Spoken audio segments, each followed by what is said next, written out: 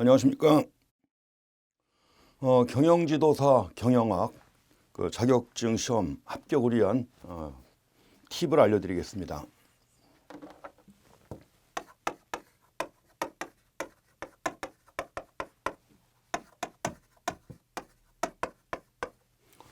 경영학은 그렇게 어렵지 않게 나옵니다. 다른 여러 군데서 그 경영학 시험을 갖다 보고 있죠. 약간 수준이 유사한 자격증이 경영지도사 말고도 공인노무사가 있습니다. 공인노무사가 있고 또 그다음에 뭐 가맹거래사 있고 또 약간 이제 수준이 좀 높은 편이지만 공인회계사에서도 시험을 갖다 보죠. CPA에서 시험을 갖다 봅니다. 근데 나오는 내용들은 되게 유사한 내용들이 나옵니다.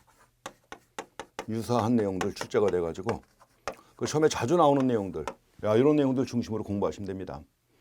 그래서 우리가 경영학이라고 해서 만점 맞아야 되는 건 아니죠. 그 만점 맞으려고 애쓰는 것 자체가 낭비입니다. 지나친 낭비죠. 우리는 합격에 필요한 점수만 맞으면 됩니다. 그래서 원래 합격에 필요한 점수가 60점이지만 다른 과목이 어떻게 나올지 모르기 때문에 좀 더 약간 여유 있게 한 70점 내지 80점 요 정도 맞을 준비를 하시고 공부하시면 됩니다. 그래서 어쩌다 한번 나왔던 문제 이런 것들도 있는데 이런 것들은 과감하게 드롭시키고 시험에 늘 나오는 그 여러 시험에서 늘 나오는 내용들 이것들을 중심으로 정리하시면 됩니다. 그리고 문제가 어렵지 않습니다. 이런 데서 나왔던 여러 가지 기출 문제들 풀어보시면은 충분히 해결될 수 있는 그런 내용들입니다. 그래서 이런 내용들 중심으로 해가지고 핵심을 정리해드리겠습니다. 그래서 가장 효율적으로 시간, 자금, 노력을 가장 적게 투입하고 합격하실 수 있도록 제가 도와드리겠습니다. 문제가 좀 바뀌었습니다. 2021년도 들어와가지고 바뀐 내용 중에 하나가 과거에 40문제가 나왔죠. 40문항이 출제가 됐었는데 이제 이것이 25문항으로 바뀌었습니다. 그래가지고 그렇지만 배점, 시간도 배점이 줄었지만 시간도 줄었죠. 그러니까 문제 난이도는 변화가 없다는 얘기입니다. 만약에 옛날처럼 40분 주고 문제만 줄었다 그러면 어렵게 낼 수도 있다는 거죠. 그렇지만 그렇지 않습니다. 시간도 40분에서 이제 한 문제당 1분에서 똑같이 1분입니다. 그렇기 때문에 문제 수준 자체가 크게 변화할 거라고는 생각 안 합니다. 수준 자체가 변화한다고 해도 어려운 거 없습니다.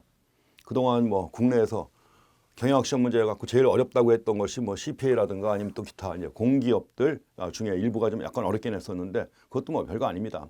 왜냐하면 가장 기본적인 내용들 가지고 길게 물어봐요. 문항이 길어요. 그러니까 한 문제 읽는 데마다 1분이 걸린다는 거죠. 그 이상. 그러니까 이제 어렵다고 했던 것이지 내용 자체가 어려운 건 없습니다. 그래서 경영학에서 일반적으로 커버되는 내용은 비슷하다는 걸 확인하시고요.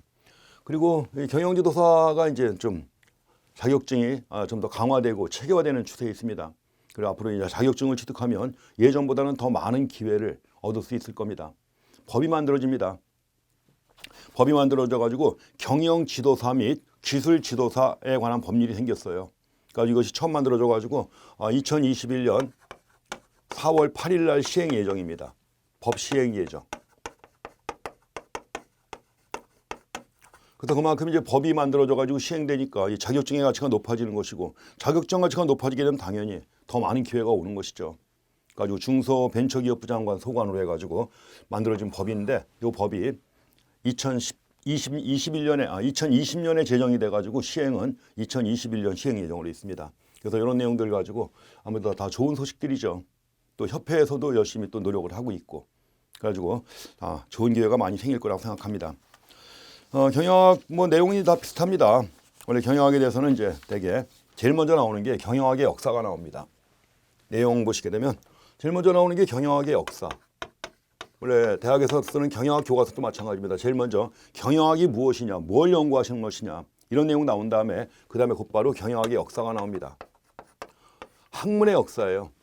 그래서 1911년에 나온 과학적 관리론, 그 뒤에 나오는 인간관계론, 또 그 뒤에 나오는 조직이론과 행동과학이론들 이런 것들을 중심으로 해가지고 경영학의 발전 과정 나오는데 여기서 보통 5문제 내지 그동안 40문제가 출제가 됐을 때 기준으로 본다면 여기서 5문제 내지 6문제가 나옵니다. 굉장히 많이 나오는 거죠. 그렇죠? 10% 이상 여기서 나옵니다. 그래서 각각의 그 핵심적인 이론의 핵심 내용들만 간단하게 정리해 주시면 절대 틀릴 수 없는 이런 내용들 나옵니다. 이렇게 해서 나오고 그 다음에 두 번째로 언급되는 것이 물론 이것도 다 서론 부분이죠. 서론 부분인데 나옵니다. 원래 경영학이 연구하는 게 경영을 연구하는 건데 조직을 연구하는 거죠. 조직의 운영 원리를 갖다 연구하는 겁니다. 이게 조직이라고 하는 건데 이제 우리가 공부하는 것은 주로 회사를 중심으로 연구하는 거죠. 그래서 상법상 규정된, 상법에 규정된 여러 가지 회사 유형과 회사 유형, 또 여러 가지 그 기업 결합 형태 같은 것들이 있죠. 뭐 카르텔이라든가 콘체른, 콩글로머리 이런 그 기업 결합에 대해서도 꾸준히 한 두세 문제가 나옵니다.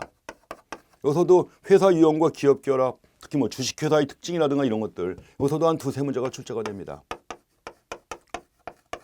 그러고 나서 또 한 가지가 이제 원래 우리가 경영관리, 대부분의 경우 경영학 교과서 보시게 되면 대학에서 공부하는 경영학 교과서 공부하면 이런 내용들 나온 다음에 그 뒤에 이어서 나오는 게 바로 경영관리에 대해서 나옵니다.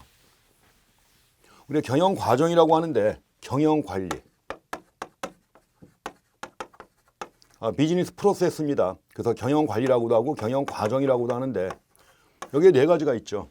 원래 과거 앙리 페이올이라는 학자가 5가지를 제시한 바가 있는데 지금은 4가지로 요약해서 얘기합니다. 경영관리의 과정은 어떤 조직이든 간에 다 적용되는 겁니다. 이게 큰 조직이건 회사 같은 큰 조직이건 작은 조직이건 하다못해 규모가 작은 가정 같은 경우에도 적용할 수 있는 거예요. 또 어떻게 보면 개인에게도 적용할 수 있습니다.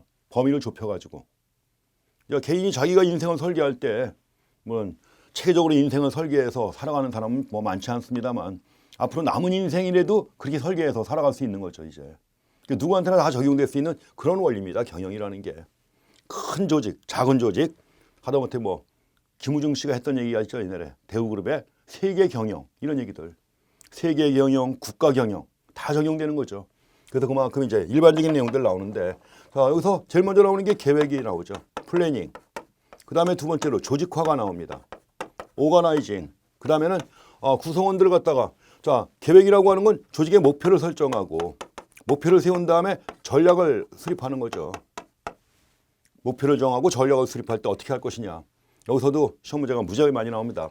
왜냐하면 목표와 관련된 건 그렇지만 전략이라는 게 여러 가지 경영 전략이 있어요. 그래가지고 이 경영 전략들 굉장히 시험에 잘 나옵니다. 전략 중요하죠. 특히 하버드 대학의 경영대학원에 마이클 포터 교수가 제시하는 뭐 5 포스 모델이라든가 아니면 또 가치사슬 이론들 거기다가 또 뭐 본원적 경제 이론 같은 것들 본원적 경쟁 모형 이런 것들 해갖고 뭐 전략은 늘 나옵니다. 그리고 또 여러 가지 그 전략 말고도 목표를 달성하기 위한 전략 말고 전술 운영 같은 위계가 있는데 이런 것들 가장 기본적인 내용들 정리해 보실 겁니다. 그리고 나서 두 번째 하는 게 목표와 전략을 세웠으니까 뭐요? 조직을 설계해야죠. 그래서 조직화해가지고 조직을 설계하는 겁니다. 조직을 어떤 식으로 설계할 것이냐. 그러니까 조직을 설계할 때 기본 변수 여러 가지 또 상환 변수 같은 거 고려해가지고 설계하죠. 그래서 기능식으로 할 것이냐, 사업 부제로 할 것이냐, 매트릭스형으로 할 것이냐, 아니면 프로젝트 팀을 만들 것이냐. 조직을 설계한 다음에는 뭐요? 그 조직에 필요한 사람을 골라서 채워야죠. 바로 인적자원관리라고 하는 거죠. 인적자원관리도 이와 관련된 겁니다. 사람을 채웠으면 이제 일을 시켜야 되는 거죠. 일을 시키는 과정을 우리가 지휘라고 합니다. 리딩이라고 그래요. 지휘해가지고 리딩. 자, 지휘는 일을 시키는 거예요. 근데 일을 시키는데 중요한 게 있습니다. 뭐냐면 리더가 잘 조직을 이끌고 나가야 돼요. 그러니까 리더가 어떤 식으로 조직을 이끌고 나갈 것인가 중요한 게 리더십이죠. 리더십과 관련해가지고 여러 가지 이론들이 많이 만들어져 있습니다. 그 이론도 시험에 늘 나오는 거예요. 제일 중요한 것 중에 하나입니다. 그래서 시험에서 가장 많이 나오는 것 중에 하나가 리더십. 또 구성원이 알아서 일하도록 만들어야죠. 알아서 일하도록 만드는 게 뭘까요? 모티베이션입니다. 모티베이션. 동기부여라고 하는 거죠. 어떻게 동기부여할 것인가 굉장히 중요합니다. 하다못해 뭐 자녀들을 갖다 키울 때도 자녀들이 스스로 알아서 할 수 있도록 어떻게 할 것이냐. 그런 거 있죠. 아무리 뭐 강제로 시키고 해도 안 하는데 또 옆집에 보면은 뭐요? 스스로 알아서 자기가 다 합니다. 뭔가 있겠죠. 뭔가 당근이 있을 것이고 있겠죠. 그걸 우리가 배워야 됩니다. 실제 조직을 이끌려면 또 이건 알아야 되는 가장 중요한 것 중에 하나죠. 모티베이션. 또 한 가지가 이제 끊임없이 커뮤니케이션이 있어야 되는 거죠. 이런 것들이 바로 여기서 공부하실 주요 내용입니다. 커뮤니케이션. 그리고 마지막으로 이제 통제가 있습니다. 통제 가지고 이제 컨트롤링이라고 하는 거죠. 통제에 대해서도 지난번 2020년 시험에서만 40문제 중에서 통제에 관련된 내용이 3문제가 나왔습니다. 이것도 굉장히 중요한 것이죠. 그래갖고 이런 과정을 거쳐서 이제 우리가 경영이 실행되는 것입니다. 그래서 이 과정에서 중요한 내용들, 특히 여기서 지휘와 관련해 가지고 리더십, 모티베이션, 커뮤니케이션 이런 거 중요하다고 했는데 이런 것들을 주로 공부하는 게 여기 조직화까지 포함해 가지고 이런 내용들을 주로 공부하는 분야. 별도로 경영학에선 조직 행위론이라고 합니다. 그래서 이 조직 행위론에 대해서 또 이제 자세히 중요한 내용들은 다 공부해 보셔야 되고 경영 전략과 함께 중요하죠. 그리고 여기서 리더십, 모티베이션에서 상세한 내용들 나오는데 이런 것들을 다 공부하셔야 됩니다. 많이 나오는 내용이에요. 이렇게 공부하실 것이고 그 다음에 되게 대학의 경영학교 가서 보게 되면 이제 네 번째로 언급되는 게 경영 기능이 언급됩니다. 경영 기능이라고 합니다. 경영 활동이라고도 하고 우리가 경영 기능 또는 경영 활동하면 뭘 얘기하는 거죠? 가장 핵심적인 기능은 근데 영리를 목적으로 하는 조직이다, 회사다. 그러면 뭐가 있습니까? 생산 관리가 있죠. 생산. 그 생산 관리 공부해야 됩니다. 여러 가지 생산 관리와 관련해 가지고 생산 계획이라든가 또 생산과 관련된 여러 가지 그 생산 시스템 이런 거 공부해야 돼요. 그래서 여러 가지 자재 소요 계획, MRP, MRP2, 전사적 자원 계획, ERP, 또 just in time이라든가 이런 것들이 다 이와 관련된 겁니다. 그리고 생산과 관련해 가지고 가장 많이 나오는 게 이제 생산 계획도 나오지만 여기서 또 수요 예측을 해가지고 생산 계획을 세워야죠. 수요 예측 관련된 내용들, 또 재고 관리에 관한 내용들. 이것들이 가장 기본적인 내용들이고 늘 시험에 나오는 것들입니다. 그래서 이런 것들 공부하실 거고. 그 다음에 두 번째 또 뭐가 있을까요? 물건을 만들어서 팔아야죠. 자, 고객에게 어필해가지고 소비자한테 어필해가지고 소비자가 사도록 만들어야 될 거 아니에요. 그게 바로 뭡니까? 마케팅이죠. 마케팅 관리입니다. 마케팅에서도 시험 문제 많이 나옵니다. 이거 중요하죠, 그렇죠?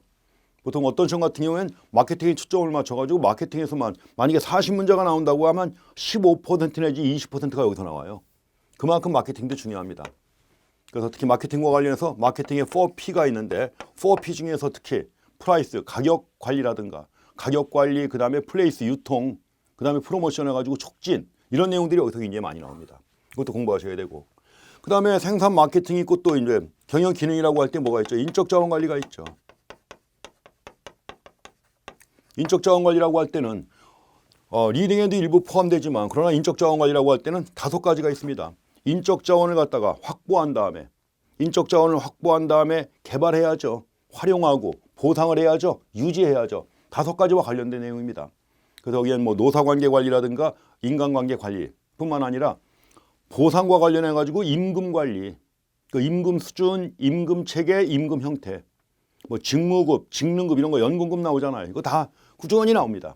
그래서 인적 자원 관리와 관련해서 그런 내용들을 공부하셔야 되고 그리고 나서 또 한 가지 여기에 원래 들어가는 게 자금을 운영하는 것도 중요하잖아요. 그 자금을 갖다 운영하는 것도 중요하기 때문에 재무 관리가 있습니다. 원래 그 재무 관리가 내용으로 봐서는 제일 어려운 부분 중에 하나죠, 그렇죠? 그렇지만 이제 가장 통상적인 내용들 좀 나옵니다.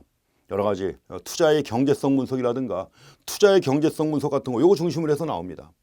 또 이거 말고도 여기에 포함되는 게 이제 회계 관리가 있는데 회계 관리는 여기서 시험에 안 나오죠. 왜냐면 별도로 시험 과목이 있기 때문에 안 나옵니다. 안 나오고 기타 여러 가지 연구 개발이라든가 관련된 거, 이 경영 기능입니다. 그래서 이런 내용들이 전체에 걸쳐 가지고 골고루 시험에 나옵니다. 그리고 마지막으로 하나 더 경영 정보 시스템이 최근에 이거는 이제 출제자 취향에 따라 내기도 하고 안 내기도 하는데 여기선 꾸준히 나왔습니다. 경영 정보 시스템. 경영 정보 시스템 해가지고 MIS라고 하는데 MIS와 관련해가지고 여러 가지 하위 시스템. 그리고 이제 과거에는 정보만 강조했잖아요. 정보만 중요시했는데 근래 들어와가지고 지식 경영이 특히 강조가 되고 있습니다. 지식 경영이 강조가 되면서 그 지식 경영과 관련된 내용들, 여러 가지 그 지식의 유형이라든가 또 지식의 변환 과정 관련해가지고 지식 관리 시스템 이런 내용들이 또 꾸준히 나오고 있어서 이런 것들도 공부하고 지나가셔야 됩니다. 무시할 수 없는 부분이에요. 이렇게 해가지고 이런 내용들이 원래 경영학에서 취급하는 내용들입니다. 그래서 무조건 잘 나오는 부분도 있지만 그러나 골고루 다 나옵니다. 그렇기 때문에 가장 잘 나오는 기본적인 내용들 중심으로 해가지고 가장 효율적으로 합격하실 수 있도록 제가 도와드리겠습니다. 그리고 이제 최근에 여러 가지 그 경영과 관련해서 이런 거 말고도 경영 혁신 기법이 많이 나오는데 이런 것들도 항상 주의를 갖다 기울이셔야 됩니다. 경영 혁신을 위한 기법 해가지고 요거까지 포함해가지고 앞으로 이제 그 가장 기본적인 내용들을 정리해드리고 뭐가 중요한가 하는 것을 갖다 알려드릴 겁니다. 그래서 그런 내용들 중심으로 정리하시고 그리고 이제 과거에 나왔던 기출문제 Q&A 들어가면 다 다운받을 수 있죠. 그 기출문제 다운받아가지고 한번 풀어보시면 충분히 합격하십니다. 그래서 잘 나오는 이런 내용들 중심으로 해가지고 한번 주어진 시간 내에 정리해서 가장 효율적으로 합격하실 수 있도록 제가 도와드리겠습니다. 안내는 여기까지 하겠습니다. 수고했습니다.